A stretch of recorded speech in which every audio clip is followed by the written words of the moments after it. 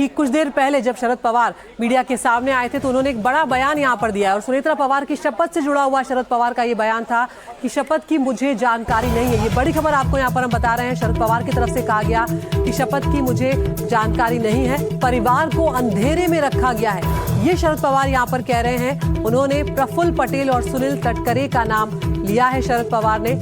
NCP के दोनों गुटों के विलय पर शरद पवार बोले कि विलय की बात तो 6 महीनों से चल रही थी। अजित पवार, जयंत पाटिल ये बातचीत कर रहे थे और एनसीपी ने विधान भवन को पत्र लिखकर कल दोपहर 2 बजे विधायकों की बैठक के लिए जगह भी अब मांगी है। यहाँ पर अभिषेक अवस्थी के पास हम चल रहे हैं। अभिषेक, यहाँ पर अब जो शरद पवार कह रहे हैं कि शपथ की जानकारी तक उन्हें नहीं दी गई और एक तरह से नाराजगी वो जाहिर कर रहे हैं कि परिवार को अंधेरे में रखा गया और प्रफुल्ल पटेल और सुनील तटकरे का नाम अगर शरद परिवार सीधे तौर पर ले रहे हैं तो यहाँ पर अब मामला और बढ़ता हुआ नजर आ रहा है।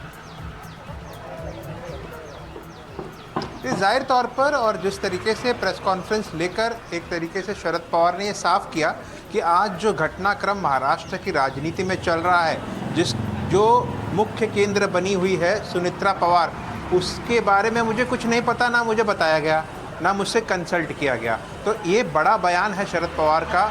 एक तरफ उनकी जो बहू है वो खुद शपथ लेने वाली है और उनको पता ही नहीं, और कहीं ना कहीं जो 2 प्रमुख नेता हैं एनसीपी के, प्रफुल्ल पटेल और सुनील तटकरे, उनका नाम लेकर उन्होंने जिक्र किया और ये भी कहा कि ये एनसीपी पार्टी का मामला है, उनके 2 नेताओं द्वारा लिया गया निर्णय है, हमें इसके बारे में कुछ नहीं पता। साफ तौर पर जताता है कि नाराज़गी जाहिर की है शरद पवार ने। और क्या ऐसा समझा जाए कि कहीं ना कहीं शरद पवार या पवार परिवार को दरकिनार किया जा रहा है, सुनेत्रा पवार को चलाया जा रहा है, और क्या उसके पीछे दोनों नेताओं का नाम जिस तरीके से लिया है, ये काफ़ी प्रश्न है जो उपस्थित करते हैं। लेकिन साफ तौर पर जो बयान शरद पवार ने दिया है उससे एक चीज़ तो साफ हो गई है कि कहीं ना कहीं मतभेद अभी भी साफ तौर पर दिख रहे हैं। लेकिन उसी के साथ उन्होंने ये भी कहा है और आज एक्सेप्ट किया ऑन रिकॉर्ड कि हाँ, विलय की बात चल रही थी।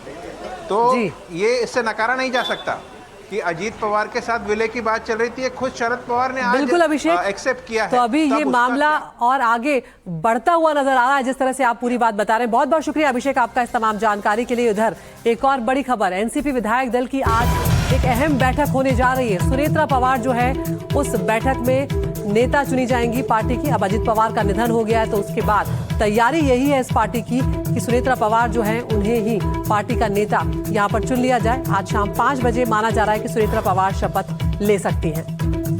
ये निर्णय राष्ट्रवादी कांग्रेस पार्टी लेगी। राष्ट्रवादी कांग्रेस पार्टी जो निर्णय लेगी हम उसके साथ खड़े रहेंगे, चाहे वो अजीत पवार जी का परिवार हो या राष्ट्रवादी कांग्रेस पार्टी हो। इनके साथ पूरी ताकत के साथ सरकार के रूप में और भारतीय जनता पार्टी के रूप में हम खड़े। सुनेत्रा पवार जी का नाम का कोई किसी को विरोध करने का सवाल ही नहीं आता है।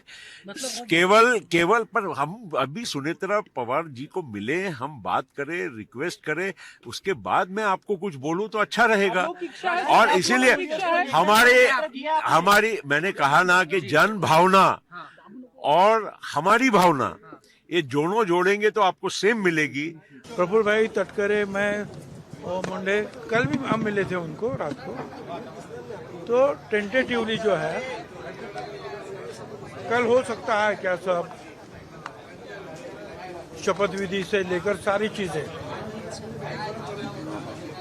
तो मुख्यमंत्री ने कहा कोई मुझे प्रॉब्लम नहीं। जो बातें सामने आ रही हैं, सुनेत्रा पवार जी का नाम आ रहा है, वे कोई हाउसवाइफ नहीं है, वर्तमान सांसद है और वो यदि उप मुख्यमंत्री बनती है, खैर उनके दल का फैसला होगा, पर एक कार्यकर्ता के रूप में यदि आप मुझसे पूछे, दल के रूप में नहीं, प्रवक्ता के रूप में नहीं, तो निश्चित तौर पर ये कहते कि सच्चे रूप से उनके दल के अजीत दादाजी को श्रद्धांजलि रहेगी।